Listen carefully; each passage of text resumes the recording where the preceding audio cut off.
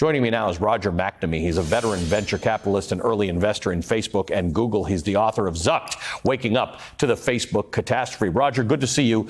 It's often good to see you, but not in circumstances like this. This is a big problem. Elon Musk announced to everybody that he wanted Twitter to become a town square and be open to everybody, and he's turned out to be one of the biggest garbage purveyors on the entire platform.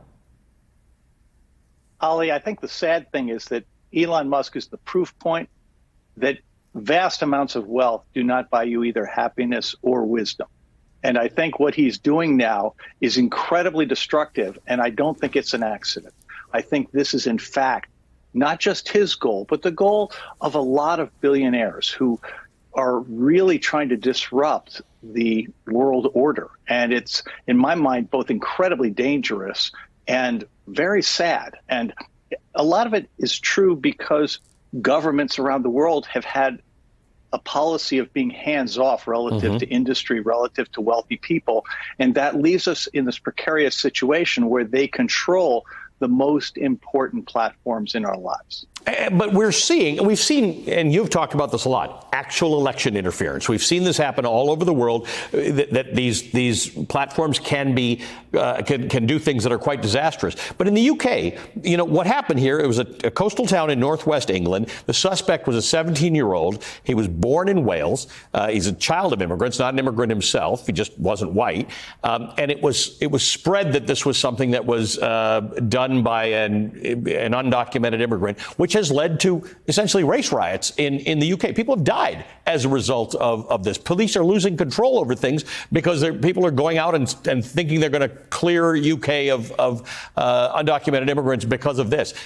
Elon Musk knows better. What's he trying to do here? Well, I do believe that among billionaires today, there is a sense that liberal democracy is teetering and that they can dislodge it and replace it with something authoritarian that will give them free rein to do what they want to do. And you see this in our own election, where there is one group of tech billionaires in particular who are supporting Trump, a second group of tech billionaires who are supporting Harris. And yet the things that they have in common from a policy point of view completely overwhelm the places where they disagree. Their goal, in fact, for all of them, is to be in a situation where their ability to act is unfettered by any kind of regulation and where they're not required to protect the safety of the people who use their products. They're not required to protect privacy, and they're allowed to do things that just completely stifle competition and innovation in the economy. So how does this dovetail with your conversation that you've been having with me for years about the fact that a healthy democracy depends on a well-informed electorate? The influence that these platforms have now does not make me feel like we're getting a more informed electorate as a result of social media. And in fact, Ali, I think there's both bad news and good news on this front. The bad news is that the power of these platforms is so great that it has undermined the intellectual honesty of traditional media. We've seen this with the New York Times, with the Washington Post, and a lot of other things that historically we've trusted to give us a neutral perspective on what's going on, where quite clearly they're playing the game to maximize clicks, to maximize attention. So they're trying to find ways to undercut the enthusiasm of the Harris campaign by suggesting, oh, there's an issue here, or, oh my gosh, there's a problem with Tim Walz's military history, which of course is total baloney. So that's the bad news. The good news is that the Biden-Harris administration has done something absolutely essential. They have empowered the Federal Trade Commission and the Department of Justice to pursue antitrust remedies, and in the case of the FTC, consumer protection remedies against the big tech platforms. And they've just won last week a monster case against Google, which is, believe it or not, the first of two. There's a second one that'll be started next month.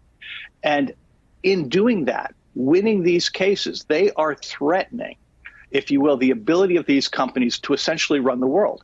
If you have 3 billion active users, the way that Meta does, the way that Google does, you're in a position where you think you're more important than any government. So you do not obey the law. And that is epidemic in tech. It's time for a reset in technology. And it's my hope that the Harris administration, should she be elected, will not only maintain the extraordinary progress of the Biden-Harris administration in antitrust, but complement it with focuses on consumer protection and on privacy, so that we can have the much-needed reset we need in Silicon Valley and get it to focus on important problems like climate change and like public health, things that right now it's ignoring in favor of nonsense like crypto and generative AI. Roger, is there a case for, and you've made the argument that the Federal Trade Commission is getting involved in this, are we thinking big enough in terms of what regulation should look like with respect to social media? The brilliance of Lena Khan is that when she's looking at consumer protection, she started by looking at Instagram and kids.